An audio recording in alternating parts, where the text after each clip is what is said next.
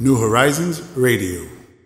A quienes no le ha importado romper relaciones es justamente el presidente Luis Abinader, luego de que anoche, como decíamos al inicio, pues se dirigiera a la nación. Y bueno, pues justamente parte de lo que resaltó fue que pudieron negociar la concesión que tenían las empresas internacionales con respecto a la autopista del Nordeste o la Juan Pablo II. ¿Cómo fue que usted dijo el otro día? Que tenía un nombre eclesiástico. Sí, claro. Bueno, pues ahí está, en este caso, las nuevas negociaciones o la concesión que fue negociada a través de los ejecutivos que acompañan al presidente Luis Abinader, pues se supone que estaría ahorrándole al gobierno, al Estado y por supuesto a la nación dominicana 1.900 millones de dólares y que eran destinados por lo que se denomina el peaje sombra, ¿no?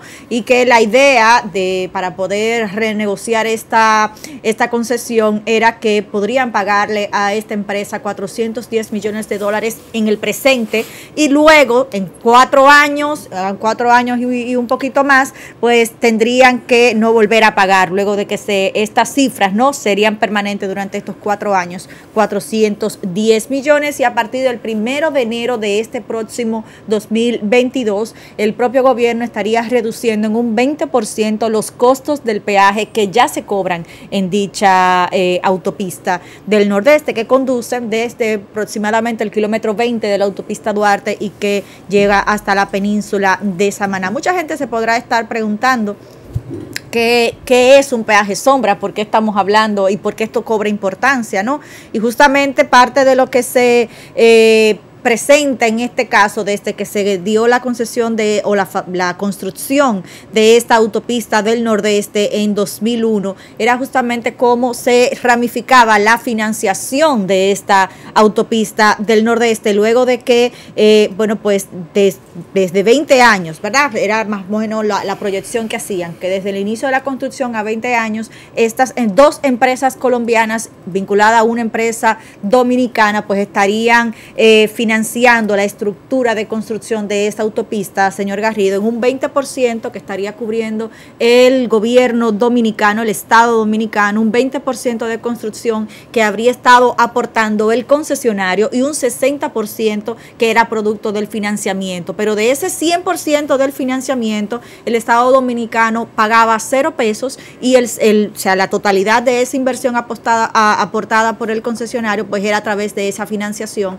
y para poder suplir esa financiación, el gobierno debía garantizar X cantidad de vehículos que iban a transitar por esa autopista. Y lo que no pudiese colectarse a través del peaje, entonces esto es lo que se llama el peaje sombra. El gobierno tendría que estar aportando esa cantidad de dinero y obviamente era un negocio un poco complicado cuando tú hablas de que se habían estado hablando de 305 millones de dólares por un lado y 154 millones en una primera etapa de la construcción, 151 millones adicionales en una segunda etapa de la construcción. O sea que ahí había dinero para repartirle al pueblo.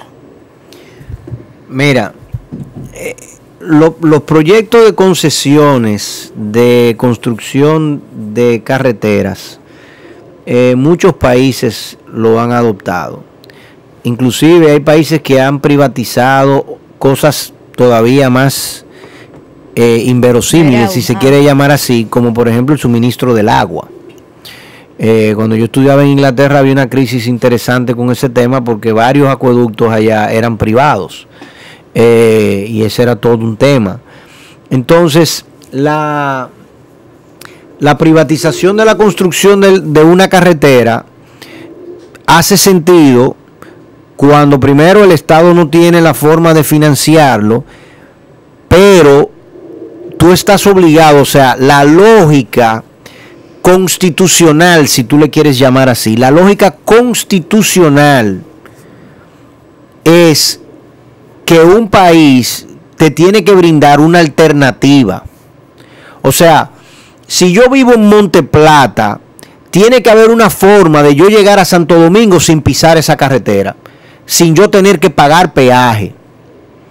Porque el peaje es un compromiso por un servicio distinto, un servicio de mayor calidad. pero tú me tienes que brindar una opción. En Miami, por ejemplo, tú pagas peaje en la I-95, tú pagas peaje en el Turnpike, pero tú no pagas peaje en el Palmetto. Tú pagas peaje si te metes en el carril exclusivo del Palmetto, en la 826. Esas son avenidas que van norte-sur, en la ciudad de Miami, en el condado de Miami-Dade. La I-95 tú pagas peaje. En esa zona. El Turnpike tú pagas peaje todo el tiempo, porque el Turnpike es como decir una circunvalación, por decirlo de una forma. Pero en el Palmetto, la 826, tú no pagas peaje, salvo que te metan unos carriles exclusivos que ellos han puesto ahora. O sea, tú me tienes que dar una opción de yo poder llegar sin pagar peaje, pero es que no hay opción.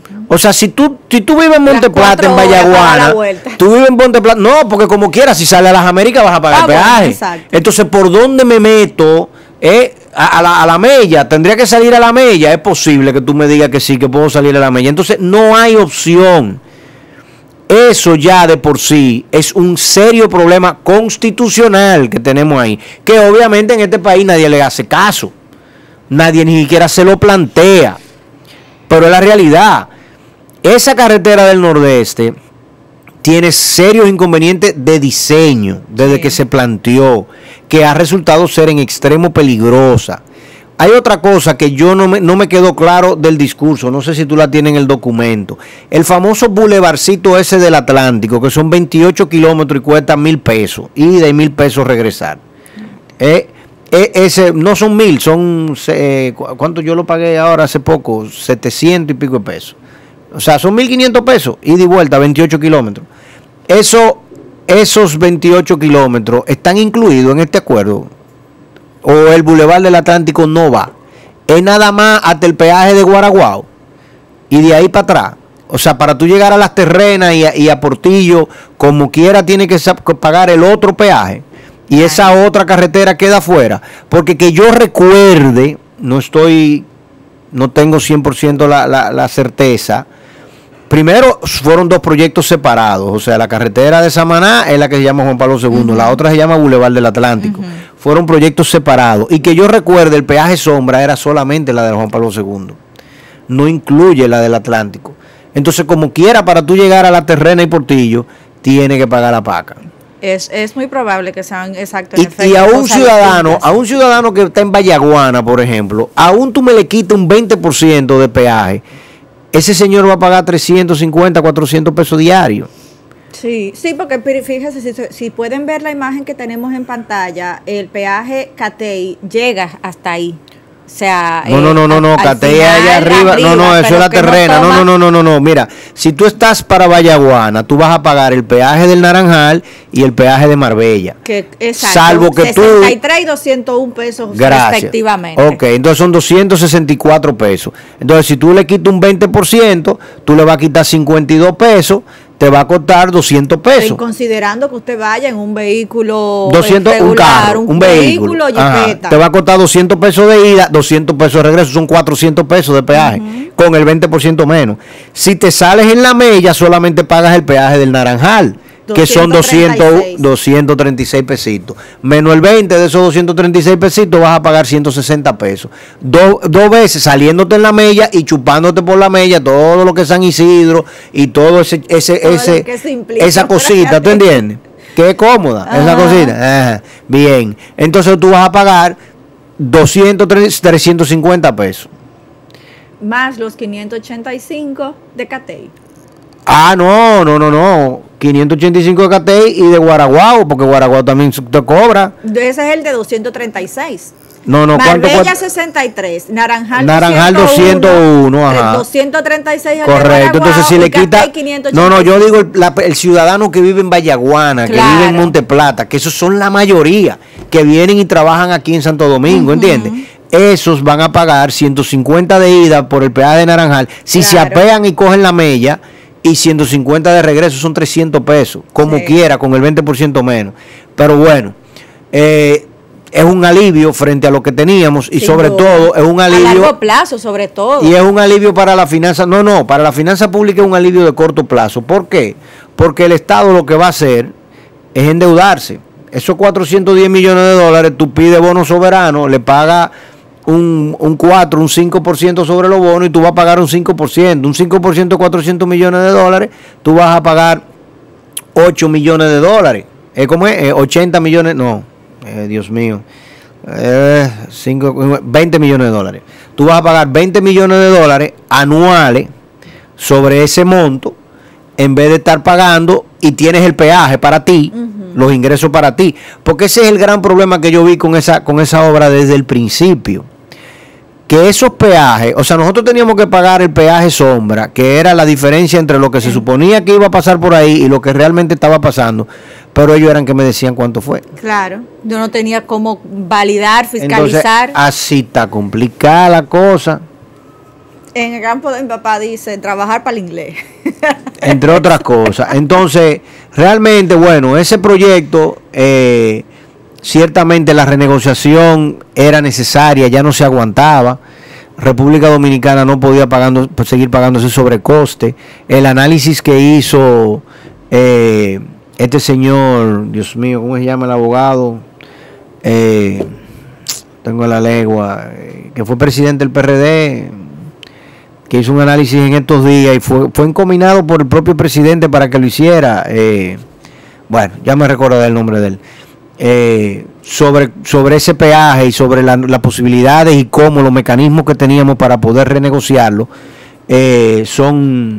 hacían que necesariamente se pudiese llegar a una negociación. Ojalá y sea una negociación que eventualmente nos brinde tanto fruto como nos brindó, por ejemplo, la de la privatización de la refinería con Venezuela y la recompra después de la privatización con Venezuela. Bueno. Mientras tanto, bueno, si pasamos de 1.900 millones potencialmente en los próximos 20 años a tan solo 20 millones anuales, porque lo que hacemos es que nos endeudamos en 400 millones, es una ventaja. Tenemos una deuda adicional de 400 millones de dólares, pero eso para el Estado no es mucho. Y si tenemos los peajes realmente de este lado, aunque se le quite un 20%, si se mejora la carretera y los puntos de conexión de la carretera, que yo entiendo que también hay que mejorarlo mucho, con la circunvalación, se continúa la circunvalación como debe de continuarse, hasta por lo menos llevarla, empalmarla a Boca Chica primero y luego empalmarla ya con la carretera de Vallaguana a Monteplata para llegar desde ahí hasta el tramo que conecta a Tomayor con Sabana de la Mar. Pues tú estarías potencializando toda esa zona que tiene mucha riqueza agrícola, agropecuaria, zona franca e inclusive plantas de energía eléctrica. O sea que por ahí hay un potencial enorme para nuestro país y definitivamente necesitamos más infraestructura. New Horizons Radio.